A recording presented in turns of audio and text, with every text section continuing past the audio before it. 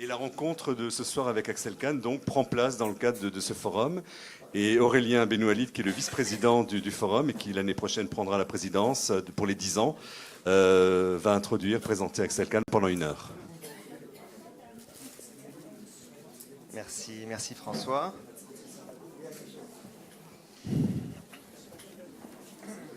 Bonjour à tous. Donc effectivement, j'ai la double casquette aujourd'hui, celle du Forum européen de bioéthique qui a lieu actuellement, dont la thématique est « Mon corps est-il à moi ?» et également l'honneur de présenter le dernier livre d'Axel Kahn, qui bientôt en publiera un autre dans quelques mois.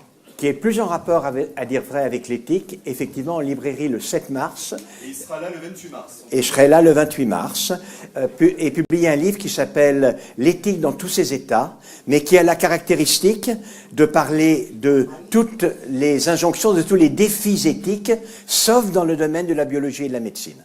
Je vais vous dire pourquoi, parce que ça fait 35 ans que je suis sur le pont des problèmes éthiques dans le domaine de la biologie et de la médecine, et comme on dit vulgairement, j'en ai un peu ras le pompon. Donc, si bien que là, ce sera l'éthique et la loi, l'éthique et la violence, l'éthique et l'armée, l'éthique et les arts, l'éthique et l'environnement, l'éthique et les animaux, les domaines dans lesquels il y a évidemment une définition de ce qu'est la vie bonne, en dehors de la biologie et de la médecine, c'est-à-dire en réalité dans presque tous les domaines de la vie.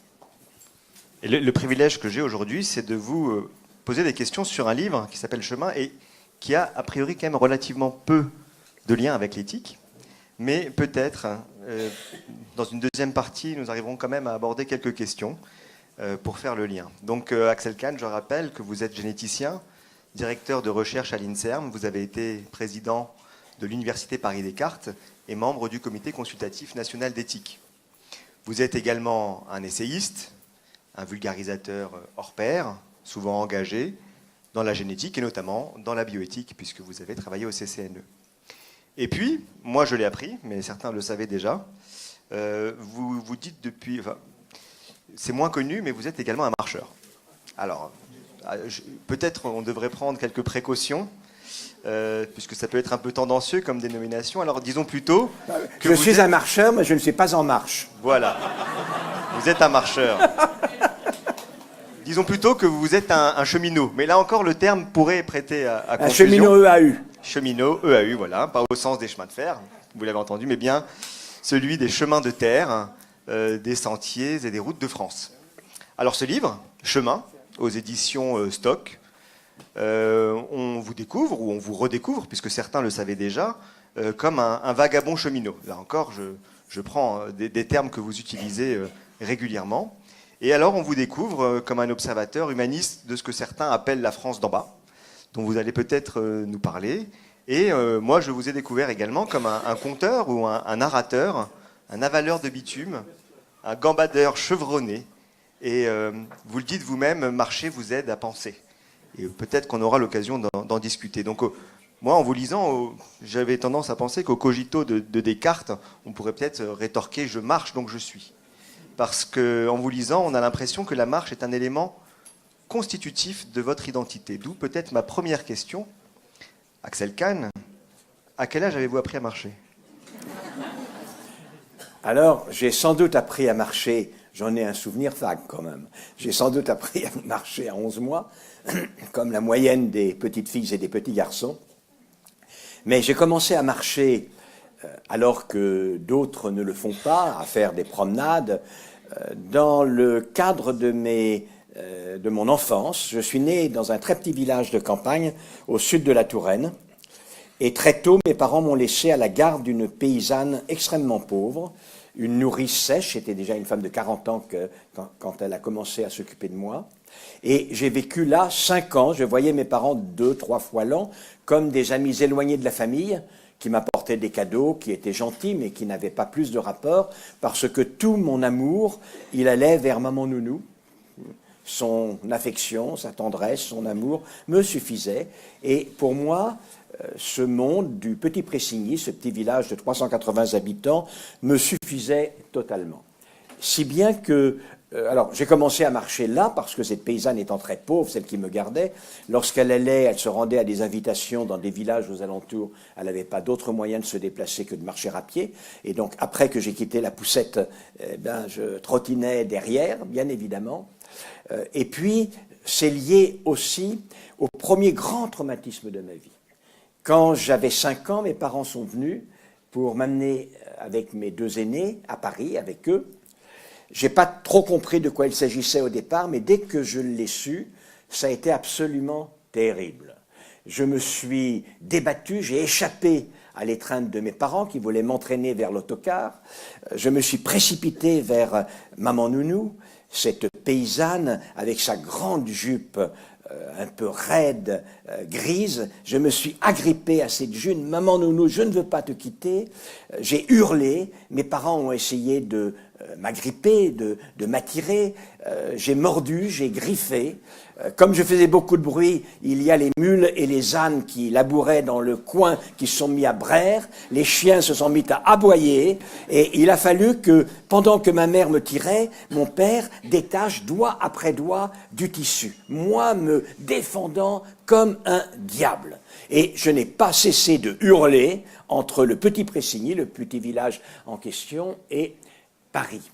Et pour répondre à votre question, d'abord, il y a une conséquence de ce que j'étais un petit garçon tout à fait infernal.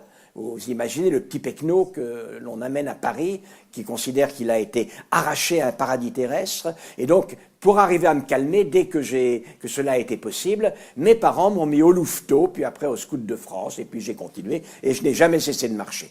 Et pour ce qui me concerne, j'ai d'autant moins cessé de marcher que pour moi, marcher et emprunter les chemins, ça a été le moyen d'essayer de retrouver le paradis terrestre dans lequel j'avais l'illusion d'avoir été élevé. Eh bien, je vais vous dire, cher ami, ça a marché. Grâce au chemin, plusieurs fois, un très grand nombre de fois, j'ai retrouvé le paradis terrestre. Mais alors, est-ce que comme Forrest Gump, vous vous êtes arrêté ou... Je ne me suis jamais arrêté, en réalité. Alors, on va directement sauter presque à la fin de l'histoire. Donc, j'ai marché beaucoup, et ce livre est une autobiographie. En réalité, c'est une autobiographie, et une autobiographie avec le parti pris systématique que tout ce que je traite, tout ce dont je parle, tout ce que je me rappelle dans mon histoire de vie, c'est à travers l'expérience des chemins.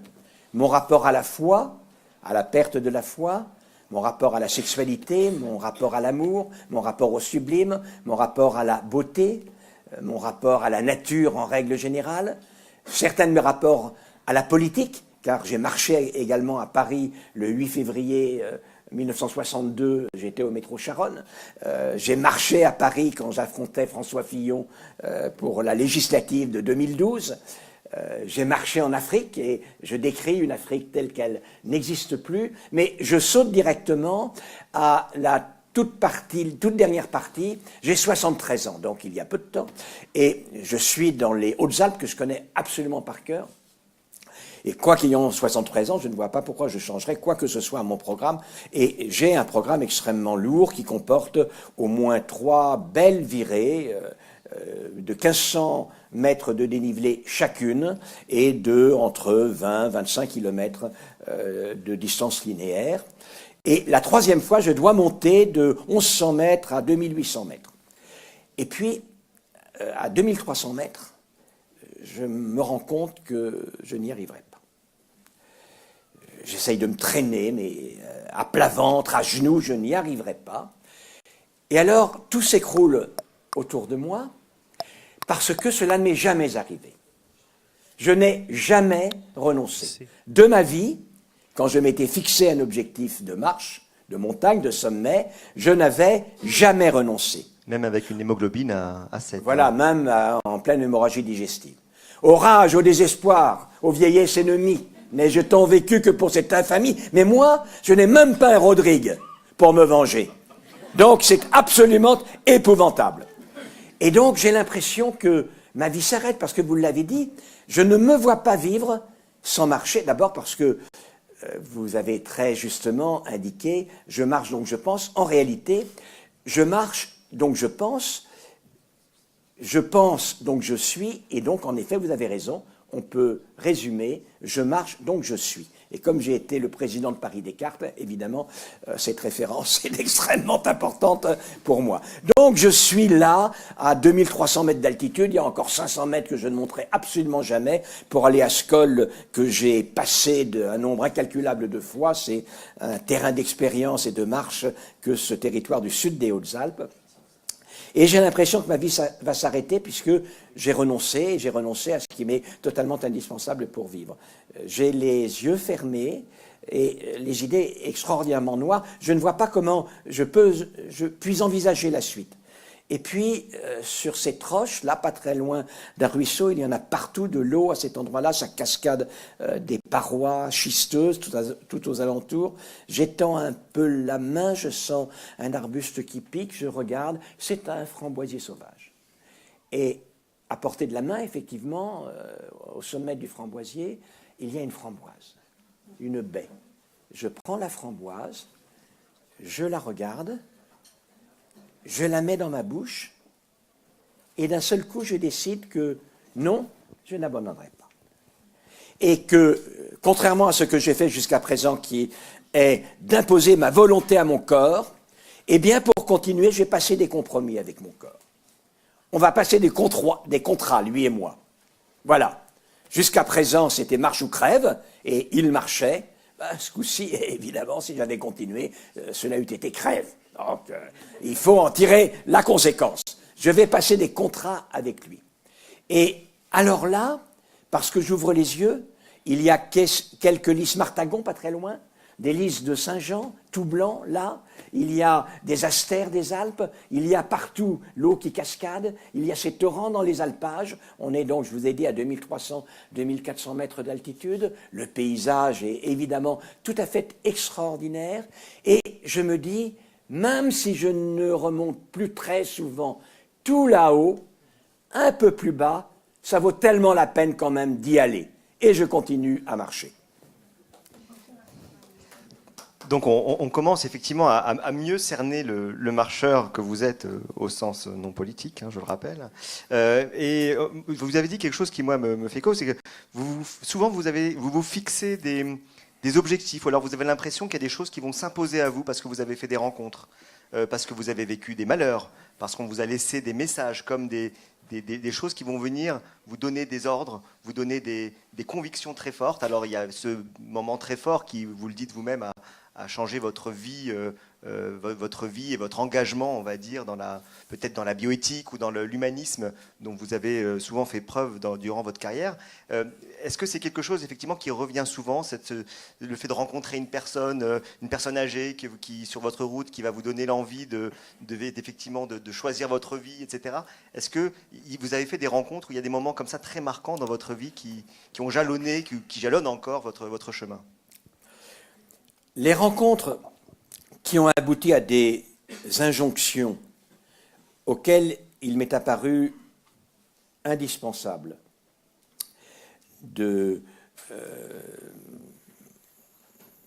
impossible de me soustraire et indispensable de les suivre, il y en a très peu en réalité. Et il y en a deux.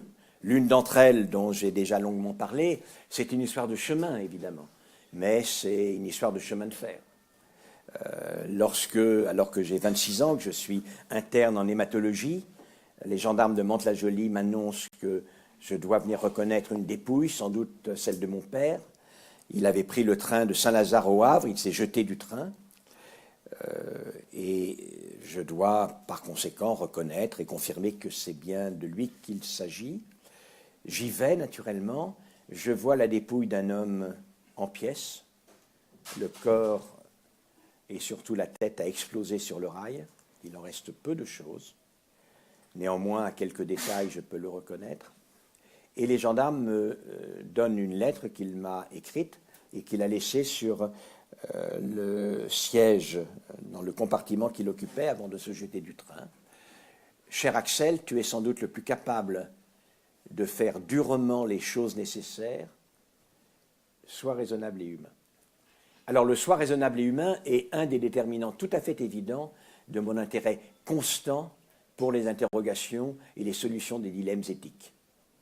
Qu'est-ce que c'est qu'un dilemme éthique, si ce n'est, dans cette condition pratique particulière, par exemple en biologie et médecine, doté du pouvoir que confère la biologie et la médecine, comment peut-on, en utilisant toutes les perspectives et toutes les promesses de ce progrès, en éviter les côtés néfastes, et c'est-à-dire, in fine, trouver la voie la meilleure, la voie bonne, dont parle Aristote, et être raisonnable et humain. Être raisonnable dans le choix que l'on fait, afin de déterminer l'usage le plus humain, le plus en phase avec cette humanité que nous partageons, qu'il est possible. Ça, c'est la totalité de l'interrogation éthique, que je reprends de manière un peu plus théorique dans mon prochain livre qui sort bientôt, même si ce n'est pas dans le domaine de la bioéthique. Et puis, la première partie de l'injonction, cher Axel, tu es sans doute le plus capable de faire durement les choses nécessaires, m'a servi en maintes occasions, mais m'a servi en particulier lors de grands découragements de marcheurs. Lors de ma deuxième traversée diagonale de la France, par exemple, en 2014, de la Pointe du Raz à Menton, il n'y a pas de chemin balisé, je fais mon chemin, c'est compliqué, c'est difficile, c'est extrêmement escarpé, je monte en dénivelé cumulé 8 fois, 5 fois 8, 40, 5 fois la hauteur de l'Everest depuis la surface de la mer, donc vraiment quelque chose de terrible. Et puis j'ai des accidents, je me luxe une épaule et je me romps des tendons de la coiffe des rotateurs, et donc je suis extrêmement handicapé, je peux à peine me servir de ma main droite, etc. En plus je tombe, j'ai les genoux éraflés, je suis vraiment dans un triste état. Et plusieurs fois, notamment sur le plateau du Césalier, je me demande si c'est bien raisonnable. Je suis à la moitié du chemin simplement, j'ai encore toutes les Alpes à franchir, est-ce que je vais continuer? Et alors, il me vient une construction mentale qui est la suivante. Si j'ai fait ça, si après être allé des Ardennes au Pays Basque, là j'ai décidé de récidiver pour achever ma croix sur le pays dans l'autre sens, une autre diagonale, c'est parce que j'ai voulu le faire, et comme j'ai voulu le faire, en utilisant toute ma raison, cela m'est devenu nécessaire. Or, Jean Kahn, mon père, m'a dit, il a cru, que j'étais capable de faire durement les choses nécessaires. Eh bien, ne le détrompons pas. Je l'ai décidé, cela m'est nécessaire, je dois le faire, même si c'est dur. Et incontestablement, ça a été un élément extrêmement important dans le fait. Et pour ce qui est de l'autre injonction, vous avez fait une allusion rapide, c'est une autre rencontre au cours d'une de mes innombrables randonnées. Cette année-là, on est dans le massif central. On est parti au sud, on est parti de Murat, je crois, au sud du Cantal, et on va jusqu'à Volvic, à travers le plan du Cantal, le Puy-Marie, et puis ensuite le Césalier, le massif du Sancy, la chaîne des Puys, jusqu'à Volvic. Et nous sommes dans le massif du Sancy, un petit matin où il fait vraiment un temps de chien. Il y a un brouillard qui interdit de voir à plus de 30 mètres, une bise glaciale, 4 degrés peut-être, et on marche comme ça, obstiné à la queue leu-leu, comme dans le mauvais temps, les pèlerins, on n'est pas pèlerins du tout, mais les promeneurs. Et j'aperçois là, à distance, quelque chose de singulier. C'est une forme allongée qui scintille dans le brouillard. Je m'en approche et je découvre, un peu stupéfait, un très vieil homme qui est enveloppé dans une couverture de survie en aluminium, posé à côté de lui les 2 cannes anglaises sans l'aide desquelles il est incapable de cheminer. Il a été victime d'un accident vasculaire cérébral. La veille au soir, lorsque le mauvais temps s'est mis de la partie, il a été pris de court. Dans son état, il n'a pu se dégager. Et donc, à 1550 mètres d'altitude, il a passé la nuit dans ces conditions-là. Il est à 2 doigts, il est sans doute déjà en légère hypothermie. il n'est pas en très bon état. Vous imaginez, on fait ce que n'importe quel randonneur ferait.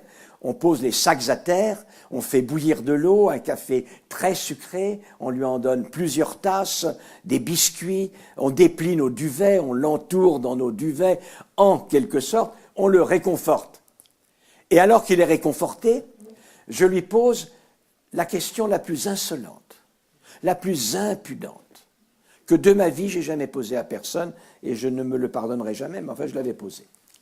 Et quoi, monsieur? Qu'est-ce qu'un homme dans votre état peut-il bien faire par un tel temps, en un tel endroit ce matin-là? L'homme lève la tête, il me regarde, réprobateur.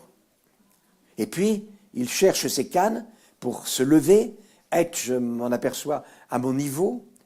Cela fait, il fixe ses yeux dans mes yeux et il tend son index tremblant. Et quoi, monsieur? Peut-être vous voudriez que je sois à l'hospice, à quémander après le bassin, après le pistolet? Vous savez, monsieur, chacun d'entre nous choisit sa vie. Et cette injonction, non plus, ne m'a jamais quitté. Pour quelle raison? C'est que dans la réalité, dans la vie vraie que nous vivons les uns et les autres, la plupart du temps, nos choix sont limités. On peut être un très célèbre professeur de biochimie parce qu'on l'a choisi et qu'on aime ça, mais quand son père lui-même était un célèbre professeur de biochimie, on voit qu'il y avait un déterminant. Par exemple, on choisit une conjointe ou un conjoint, on choisit des partenaires, mais comme on ne peut pas les choisir dans le monde entier, il ne faut pas prendre mal ce que je vais vous dire, c'est même vrai, on prend ce qu'on a sous la main. Je ne vois pas comment on pourrait faire autrement. J'ai été président d'université, on me l'a proposé. J'ai occupé d'assez nombreuses fonctions, on me les a proposées. Des fois où j'ai véritablement décidé, totalement à partir d'aucune proposition et hors des circonstances déterminantes de ma vie, il y en a un peu, mais exceptionnellement. Et l'injonction de ce brave homme du Sancy m'est revenue en juillet 2011. Je savais que je ne me représentais pas pour un nouveau mandat de président d'université. Et comme j'avais une vie fort active, je me demandais, mais alors, qu'est-ce que je vais bien faire après? Et j'énumérais tout ce que font d'anciens présidents d'université, personnages médiatiques. Et il y a beaucoup de choses qu'on peut faire et que font d'habitude ces gens-là et qu'on attende qu'après avoir occupé de telles fonctions, on fasse. Et je me rends compte qu'aucune de ces possibilités n'était capable, selon moi, de me rendre aussi heureux que de mettre enfin à exécution un vieux projet que j'avais au départ formulé avec une femme dont j'ai été éperdument amoureux, un amour brûlant que je décris dans Chemin. Elle s'appelle Elle. Elle et majuscule. Moi. Voilà, Elle majuscule. Elle et moi, nous avions décidé de mettre nos pas dans les pas de Jacques Lacarrière dès que le temps nous en serait donné. Eh bien, voilà, cette fois-ci, je me suis dit, si je ne fais pas ce qu'on s'attend qu'un homme dans ma situation fasse, je vais obéir. Et si je mets ce projet à exécution, seul en l'occurrence, parce que son chemin à elle et mon chemin à moi se sont séparés, eh bien, ça sera une des rares fois dans ma vie où je choisirai ma vie. Donc, ces deux injonctions, en effet, ont joué un rôle important dans ma vie. Deux injonctions surmoïques, vraiment qui vous destinent à quelque chose de fort et de grand. Alors, dans son Phèdre, Platon évoque une conversation entre Socrate et Phèdre. Et Phèdre de s'étonner de voir Socrate si mal à l'aise, de marcher en pleine campagne, en pleine nature, et Socrate de lui répondre que les arbres n'ont rien à lui apprendre. Alors, on a l'habitude de vous voir plutôt côtoyer les plateaux télé, les radios, enfin c'est comme ça que moi je vous imaginais. Et finalement, je vous imaginais pas nécessairement en race campagne ou dans les hautes montagnes, et pourtant vous avez l'air d'être plutôt un Phèdre qu'un Socrate. Mais finalement, en quoi la contemplation de la nature, qui n'est justement pas manufacturée, qui n'est pas artefactée, qu'est-ce que la contemplation de la nature vous apporte dans vos réflexions? Deux souvenirs, si vous voulez. L'un d'entre eux n'est pas très ancien. 2014, je traverse la France depuis la Pointe du Raz jusqu'à Menton. J'ai dormi à la Gaudivelle, un petit village incertain sur le plateau du Césalier. Je suis ensuite monté au Signal du Suquet, qui est le point culminant des monts du Césalier, un peu au-dessus de 1500 mètres, et je redescends vers un cercle glaciaire. Je suis environ à 1400 mètres. Dans ces alpages du Césalier tout à fait particuliers, avec ces extraordinaires vaches rouges aux cornes en forme de lyre, les salaires. On franchit les clôtures par des petites échelles en bois. C'est partout pareil à cet endroit-là. Et d'un seul coup, je m'arrête totalement pétrifié. Il m'est impossible de continuer. Ce que je vois me laisse sans voix, et puis je sens les symptômes si caractéristiques. Ma gorge se serre, une légère sueur se met à humecter la paume de mes mains, mes yeux s'embuent, je vais pleurer. Devant moi, à perte de vue, vraiment à perte de vue, tous les 15 centimètres peut-être, des orchis tachetés. Dans la pente. Il est totalement impossible que je pense même en écraser une. Et alors, elles sont extraordinaires, car il y a les toutes jeunes, les jeunes premières, en quelque sorte. Elles ne sont pas encore allées au bal. Elles ont encore leurs petites mains toutes fermées, qui sont striées de rouge. On dirait un peu, même avec la couleur, à la limite, les tout petits marcassins, lorsqu'ils sont encore rayés. Et puis, un peu plus tard, leurs sœurs aînées ont déplié leurs mains, tachetées de violet, de rose, de pourpre. Elles sont Shiva, elles en ont 1000, et elles agitent ces mains dans une danse sacrée, évidemment pour me séduire, au vent léger des cimes du Césalier. Et que voulez-vous naturellement? Je suis immédiatement, totalement et complètement séduit. Et d'un seul coup, je me dis que tant qu'il sera possible de rencontrer cela, une telle merveille, tant qu'il sera possible d'en éprouver cette émotion, alors cela aura une signification. C'est que le malheur absolu ne pourra pas exister sur Terre. Et cela m'est arrivé plusieurs fois. Un autre souvenir, à deux cette fois-ci, avec elle, voilà. Nous sommes montés par le grand lac des Bouillouzes, dans les Pyrénées-Orientales, et nous sommes arrivés sur le plateau à 2300 mètres d'altitude, juste à la base de ces espèces de pain de sucre qui va au-delà de 2900 mètres d'altitude, que nous devrons franchir le lendemain, le mont Carlite. Il est déjà 16 heures, donc le temps de s'arrêter. Nous montons le camp. Ensuite, nous allons chercher quelques rhododendrons secs, quelques bouses séchées. Il n'y a plus d'arbres à cet endroit-là pour le feu du soir. Et puis, entre deux rigoles où coule une eau claire, nous nous allongeons, nous faisons un petit fagot de rhododendrons pour que nos têtes voient l'adversaire du lendemain, le mont Carlite, qui étend son ombre alors que décline le soleil, et nous nous encourageons, parce qu'il faudra bien que nous l'affrontions le lendemain matin. Et puis, ma foi, le soir tombe, il est le temps de faire notre frichti, après un petit feu de camp, pas extraordinaire, compte tenu du combustible, et puis nous rentrons dans la tente, nous nous aimons, et le lendemain matin, aux aurores, il faut se lever à 3-4 heures du matin, parce que le but, c'est d'arriver au sommet avant le lever du soleil. Et ça, nous le faisons, c'est 600 mètres de montée d'un seul tenant. Oh, c'est pas extraordinaire, on a fait pire. Mais tout de même, comme ça, à 3-4 heures du matin, c'est quelque chose, il faut tout de même le faire. Alors, nous nous encourageons par moments. Et puis, c'est extraordinaire, nous y parvenons.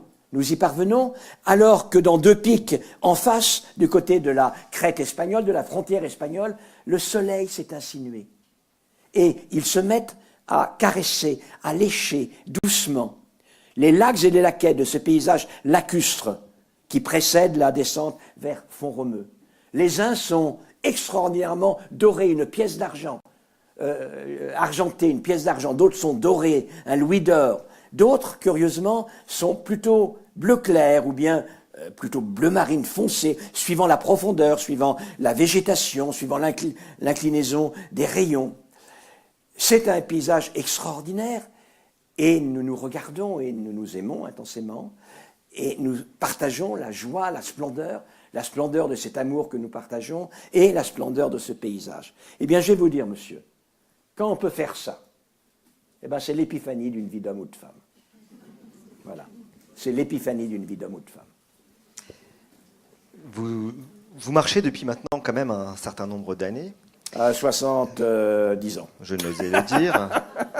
Et c'est toute la société que vous voyez avancer en même temps. Hein. Les paysages changent. Et la question que je me pose, c'est, vous en avez parlé dans un livre précédent, Penser en chemin.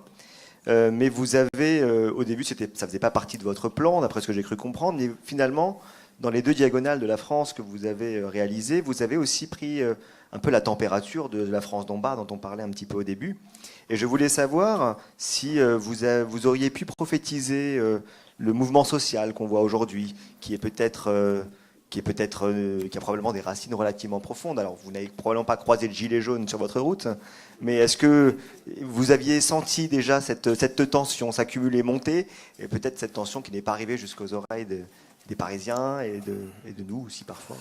Alors écoutez, c'est un hasard tout à fait extraordinaire. Ce livre est paru le 10 octobre. Et dans ce livre, je fais le bilan effectivement de ces marches, notamment des 2 marches de 2013 et de 2014.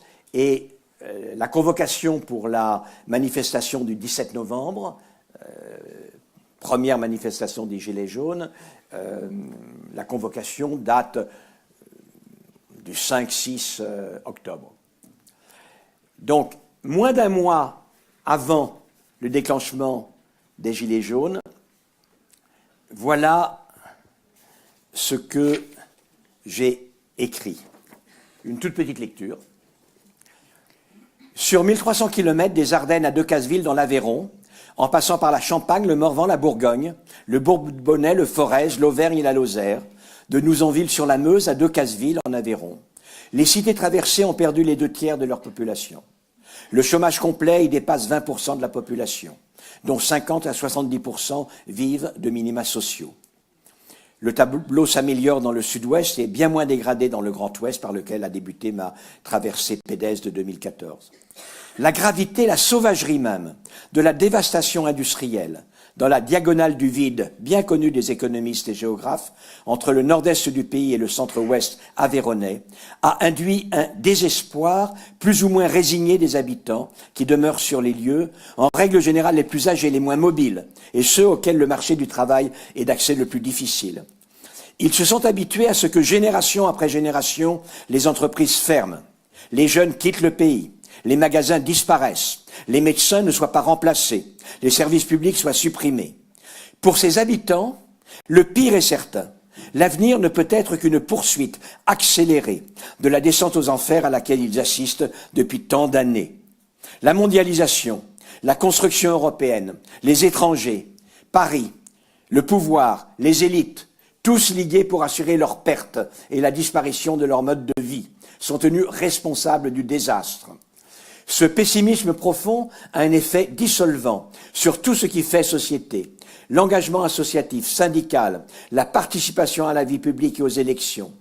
En effet, la certitude du pire fait apparaître toute mobilisation absurde, ne reste plus alors qu'à se replier dans la sphère individuelle et familiale, parfois corporatiste, etc., etc. Le discours politique réaliste et raisonnable des élus est jugé complice du malheur vécu. On ne l'écoute plus. Les citoyens font en quelque sorte sécession de la normalité gestionnaire de la vie publique. Ce tableau permet de comprendre les principales caractéristiques du mouvement des Gilets jaunes. Premièrement, dans tous ces territoires, déjà en 2012 et surtout en 2014, en 2017, cette certitude que le pire est certain a amené énormément de personnes à prêter une oreille attentive aux propositions, non point d'avenir, mais de retour au passé, ou alors de projection comme avenir d'une reconstitution d'un passé vite idéalisé. Et ça, évidemment, ce sont les partis d'extrême droite qui sont les plus caractéristiques de cela. Et au deuxième tour, dans tous ces territoires, au deuxième tour de 2017, Madame Marine Le Pen a fait plus de 50% des voix. Première caractéristique, et une forte caractéristique naturellement du mouvement, c'est le premier mouvement syndical important depuis les années 30, où la gauche n'est pas dominante et où l'extrême droite est importante.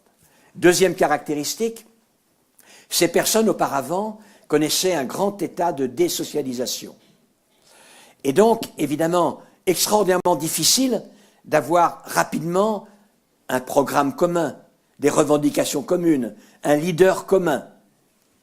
Grande caractéristique du mouvement des Gilets jaunes.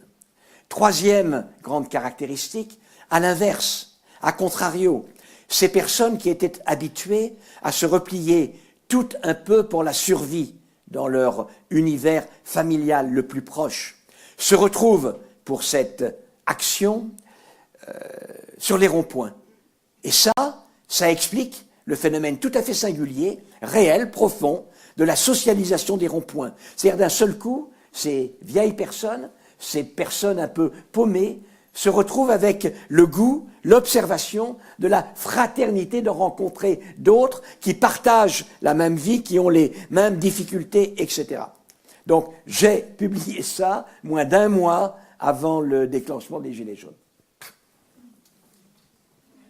Pour aller un peu plus sur le sentier, on va dire, qui se rapproche un peu de la bioéthique, en vous lisant, j'ai été assez surpris. D'abord, je me suis dit, chic, je vais rencontrer Axel Kahn. Pour quiconque fait de la bioéthique, vous êtes quand même une référence. Et si on doit marcher sur les traces de quelqu'un, on espère toujours marcher derrière les vôtres dans ce type de spécialité. Je pensais avoir un certain nombre de points communs. Puis en lisant le livre, je dois vous avouer que de temps en temps, vous avez une manière de décrire les lieux, qui est d'ailleurs une très belle manière, qui nous emmène par les mots.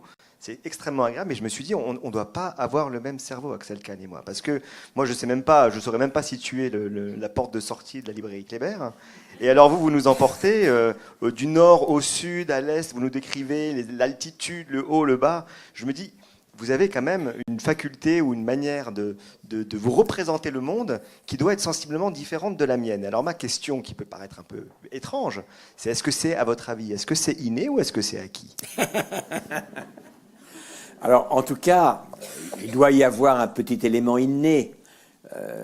Après tout, Jean-François Kahn n'est pas un sot homme, et Olivier Kahn, qui aurait dû avoir le prix Nobel, qui avait un espoir de prix Nobel de chimie, qui est mort trop jeune, ne l'était pas non plus. Donc, il doit y avoir quelque chose d'un peu inné, mais aussi de culturel. Notre père, à qui j'ai consacré mon avant-dernier livre, mon dernier livre, était un grand intellectuel qui nous a toujours convaincus qu'il y avait en nous quelque chose qui ne demandait qu'à jaillir, qu'à sourdre. Lui, son seul rôle était de dégager un peu les pierres qui pouvaient obstruer la source, mais c'était en nous qu'était réellement la richesse. Donc, évidemment, avoir profité de cette éducation-là, c'est tout à fait extraordinaire. Puis après, naturellement, on le développe, on l'entraîne.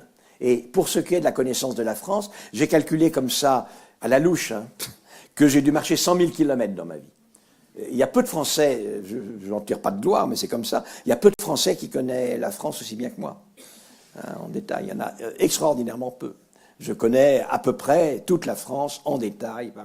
Voilà. Et souvent, j'y suis retourné plusieurs fois, et ça étonne toujours les gens. D'où qu'ils soient, je suis capable avec eux de parler de leur pays. Mais il y a un point qui, sans doute, a plus trait, mais plus en rapport, et je voudrais en dire un mot, si vous voulez, mais plus en rapport, l'interrogation bioéthique, en règle générale, avec notamment, c'était une femme de foi qui m'a précédé, dont j'ai écouté la fin, une femme tout à fait remarquable. Moi-même, je suis devenu totalement agnostique.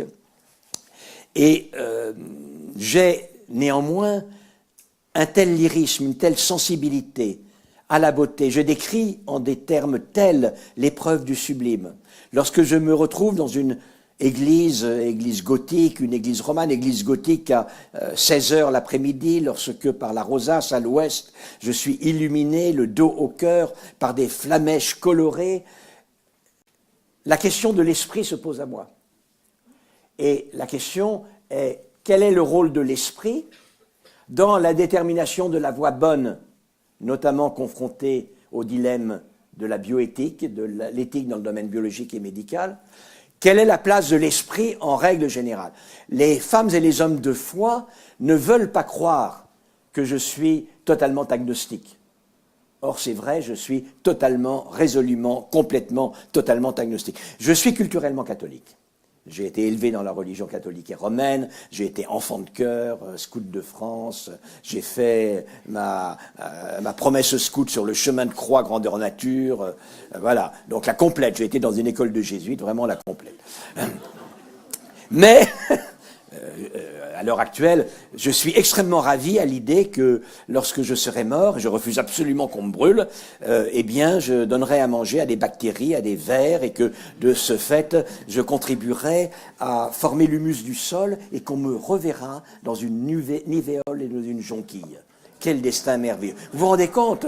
Je serai une nuvéole, je serai une jonquille, et éventuellement, ma seule immortalité, ça sera le souvenir quelques générations de moi que les gens qui m'ont aimé et connu pourront garder de moi. Ça me va très bien et ça me ravit. Je n'ai aucune angoisse métaphysique, aucune interrogation métaphysique. Mais néanmoins, les gens ne veulent pas me croire. Alors, je leur dis oui, je suis spiritualiste. Et oui, l'esprit joue, aussi bien pour déterminer le bon chemin dans l'interrogation bioéthique, et il joue également lorsqu'il s'agit pour moi de m'émerveiller de la beauté dans laquelle je suis plongé. Voyez-vous, lorsque je suis, par exemple, sur un chemin de crête, en jetant un regard à droite, je vois les genêts qui dégringolent vers le torrent tout au fond du vallon, qui cascade dans des éclaboursures argentées. Mon esprit humain, est totalement à l'étroit dans mon crâne. Alors, partout, je ne sais pas, les oreilles, le nez, la bouche, les pores de la peau, il sort de moi-même. Il se répand dans le paysage. Il communie avec lui. Il l'embrasse, il l'entoure, il le caresse. Et il y a une résonance totale. Et lorsque nous sommes plusieurs, lorsque je suis avec une femme aimée, lorsque je suis avec des amis extrêmement chers, nos esprits communient dans cela. Mais c'est un esprit immanent. Je ne crois et je ne fais pas l'hypothèse de la transcendance de l'esprit. Et par conséquent, lorsque je tâche de déterminer dans les dilemmes bioéthiques ce qu'est la voie bonne pour ce qui me concerne, évidemment, je ne me réfère qu'à cet esprit immanent. Mais il n'est pas vulgaire, cet esprit immanent. Il est immense, il est grandiose. Il est en communion avec celui des autres. Je me rappelle également ce sentiment que j'avais lorsque je me suis retrouvé un soir adossé à un pilier du transept nord de l'abbaye Sainte-Foy. Il y avait une coloration singulière liée au lampadaire, style un tout petit peu ancien, avec le soleil, la lune qui s'était levée à travers les vitraux de soulage en verre soufflé, de telle sorte que des pinceaux lumineux se mettaient à caresser les chapiteaux romans, et celui qui dominait le pilier sur lequel j'étais adossé, c'était celui de l'arrestation de la jeune Sainte-Foy à Agen. Et à ce moment-là, l'organiste s'est mis à jouer, accompagné par un ami trompettiste. Et on a eu l'impression que la musique, entrelacée, s'est mise à tournoyer autour des colonnes, à m'être renvoyée vraiment par la voûte. Et c'était un moment d'extase, l'une des expériences du sublime. Et bien là, à ce moment-là, le fait que mon impression, mon émotion, n'était ni plus grande ni moins grande que celle de tous les pèlerins qui croyaient au ciel, qui étaient dans la nef, a accru encore le niveau de mon émotion. Voilà ce qu'est le partage réellement des esprits immanents. Alors j'aurais certainement beaucoup de questions à vous poser encore, mais je ne sais pas, le temps semble pressé, donc j'en viens quand même à une question un peu plus bioéthique. Vous le savez bien entendu mieux que personne, nous sommes dans l'année de révision de la loi de bioéthique. Je sais. Vous le savez, mais je le disais aussi pour le public. Or, vous avez grandi presque exclusivement, seul, avec une nounou. Et cet attachement était très fort. Je voulais savoir si cet épisode de la vie vous a éclairé d'une lumière particulière la question... Sur le don de sperme de la chez grossesse, des couples de femmes ou des femmes seules, c'est ça? Plutôt même, je dirais, de la grossesse... Vous voyez, je vous vois venir. Bien entendu, j'imagine bien. Je dis suffisamment lentement pour que tout le monde le voit venir. Mais voilà, quelle est votre position et est-ce que votre histoire a pu influencer votre pensée, notamment soit des femmes célibataires, mais même peut-être au-delà de ça, de la grossesse pour autrui, c'est-à-dire du rapport singulier d'un individu qui n'est pas la mère avec un enfant. Alors certes, c'est pas pendant la grossesse, mais c'est pendant les premières années de vie, moment très important. Je vais résumer ma position sur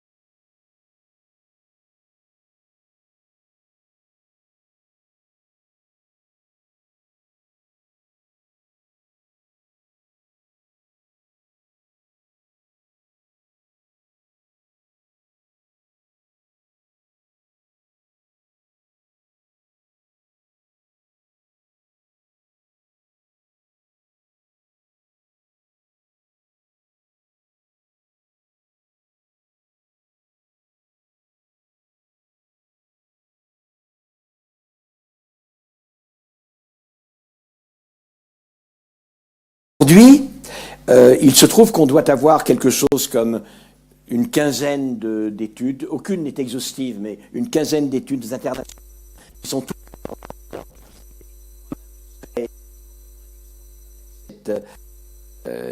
enfance avec une femme seule, qui montrent qu'il n'y a pas de réalité statistique détectable selon que les enfants sont effectivement élevés dans ces couples non hétérosexuels ou dans des couples hétérosexuels. Et puis on sait très bien que, ma foi, certes, moi je fais partie de ceux qui sont d'un traditionnalisme extrême. Je suis d'une hétérosexualité exclusive et personnellement, personne n'est parfait, que voulez-vous, et de plus, je considère que quand c'est possible qu'il y ait des enfants qui aiment maman, qui aiment papa, qu'il y ait papa qui aime maman, maman qui aime papa, et que tous les deux aiment les enfants, c'est formidable. Sauf que ça devient quasiment la minorité des cas quand on regarde dans la réalité de la société. Que voulez-vous que je vous dise? C'est quasiment la minorité des cas. Et il y a 3 500 000 environ enfants qui grandissent dans des foyers monoparentaux.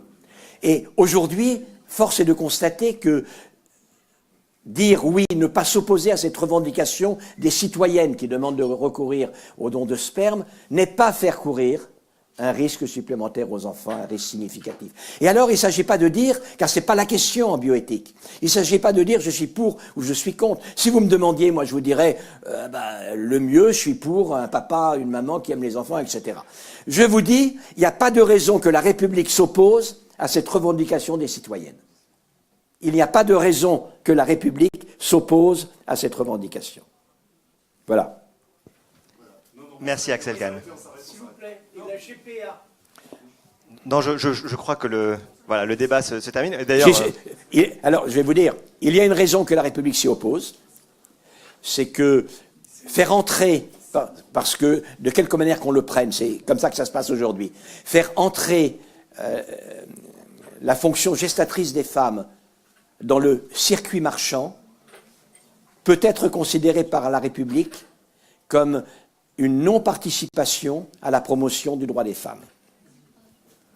merci à tout le monde. Merci Axel Kahn.